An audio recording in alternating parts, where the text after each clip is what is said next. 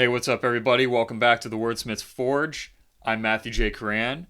Today, we're going to talk about why my content is so openly religious, and it's going to have to do with icons. So, we're going to get into icons a bit.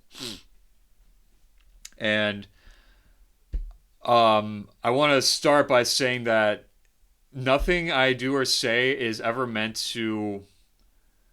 Um, I'm not so much interested in trashing other people's beliefs rather than just clarifying what my beliefs are and how they align with the Catholic faith, because I do come from a Catholic background. I am a Catholic. And my goal is never to present these things in a way where I feel morally superior in any way. My goal is just to clarify and kind of explain where our beliefs differ from what's commonly perceived. And this book is I wrote it during a time where I was kind of in between on where my faith was. I was kind of making those steps back to the Catholic Church, but I still had questions and I still struggle with stuff. But I'm in a position now where things are much more clear, and a lot of principles in my book I'm realizing are Catholic specifically. And so I want to share that because it's important for people to at least know what we believe, so then you know what you're taking or leaving, right? Because I one thing that I've realized during my stint as like kind of roaming Protestant Christian with no real set belief system. I wouldn't say I've ever particularly identified with any belief system when I left the Catholic Church for a bit. Like I wasn't Calvinist, I wasn't Baptist or anything, even though I went to a couple of Reformed churches. I even went to a non-denominational church for just a little bit, and that was not for me, I will say. And maybe I've been wanting to do a video on the differences between all the churches and what I've observed in my own life, but that's for another day. Um, this this is more along the lines of why I say what I believe, and it's because I've been on this journey. And one thing I realized was that a lot of people left the Catholic Church or don't want to have anything to do with the Catholic Church because they don't understand it at all. Like a lot of what they've been told, they go based off of what they've been told it is, or what they've read about it online, or what uneducated Catholics would say to them. Because that's another thing. Our catechesis in the past couple generations have been absolutely abysmal. Like we have not been taught the faith at all, and so we never knew how to answer a lot of these questions that non-Catholics have for us. And a lot of those questions actually brought me away from the church for a bit because I couldn't answer them, and I got confused. And so on my journey, um, I like to show what I've learned because it helped me, and so I wanted to help other people too. So that's why I'm openly religious, because my writing, first and foremost, is an icon. Or at least I strive for it to be an icon. I try for my entire life to be an icon. So I'm using this word. What is an icon?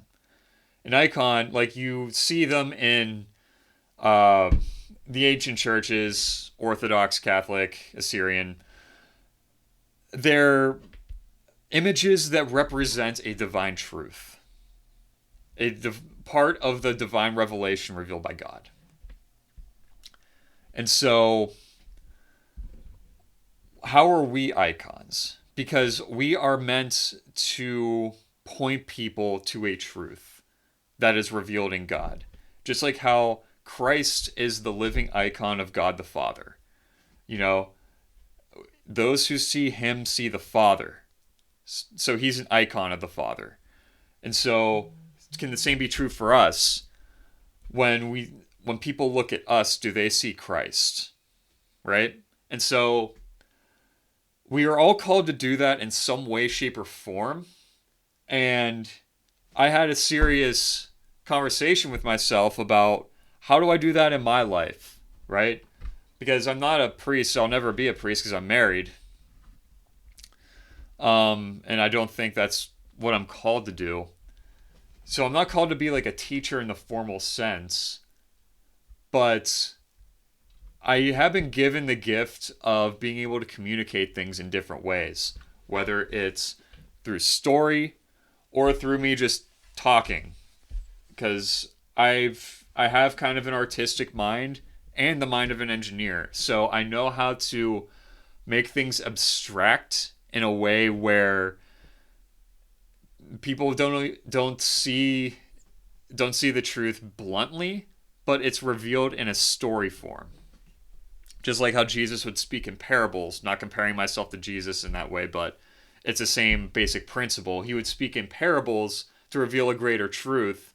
In a similar way, I write stories to try to point people to that same truth, right? I've spoken this before. I'll say it again. Novels, like fiction novels, should be parables, right?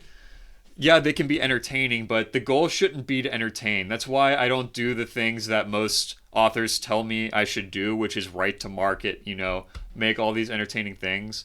I'll put some elements of it in there, but that's not my goal. My goal is not to entertain and to sell the most books that I can. Granted, I want to sell books, if I can make money off of this, great, but that's also not the goal. The goal is to convey a truth. Whether that truth is apparent to one reader, 100, 1,000, a million, it doesn't matter. It's how can I best convey the truth? And so I decided to do my books and also this YouTube channel so I can kind of delve into the ideas behind it. It helps me work through it more just talking about it. And my hope is that it can help at least someone who's confused about a lot of stuff and can help and can use some clarity from someone who's been there, who's been confused, and who's been on a bunch of different paths, which led me to where I am now. And like I'm still learning stuff. I'm not saying I have it all figured out, but I have a lot more clarity than I did back then. And I want to share what led to that clarity, right? And because I think it's important. I think it's important to have clarity. We're in a world right now where most modern forms of entertainment just confuse people. Not in like a very obvious way, but like it's very morally confused. There's no real values attached to it. There's no real clear direction. It's basically just assumed moral virtues with no explanation for them. Like be courageous for its own sake. Like the superhero movies where it's like, do this because it's the right thing to do. Well, why is it the right thing to do? They never answer that question or they're very vague about it. And it leads people down this road of like just epistemic nihilism where you can't really arrive at any objective why you do things. It's just subjective. It's whatever you feel like it is. Right? And I hate that. That confused me for a good chunk of my life and it made me miserable and I had no idea why. Right? It led me down a hedonistic path. It led me down a path of all these weird philosophies, like trying to get to the answers. Because a lot of people, they don't want to know the answer.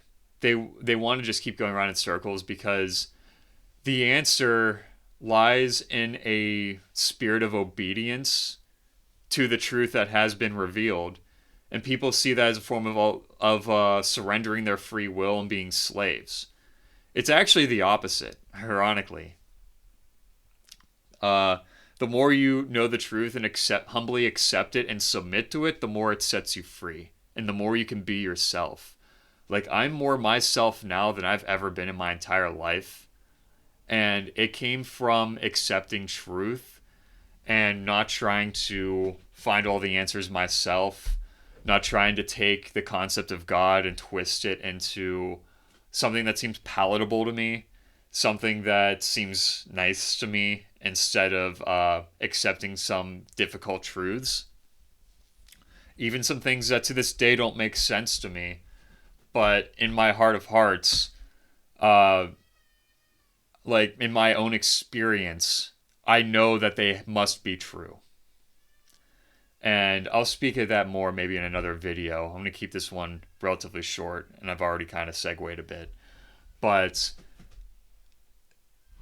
overall, in summary, it's good to share things that lead to truth. We should strive to be icons in whatever work we do. In my particular position, um, as a writer, I want to point people to truth. And the best way I know to do that is through story and through explaining the story, you know? And for other people, it might literally just be doing a really good job at your work. That's also the case for me because I work full time as well as an engineer.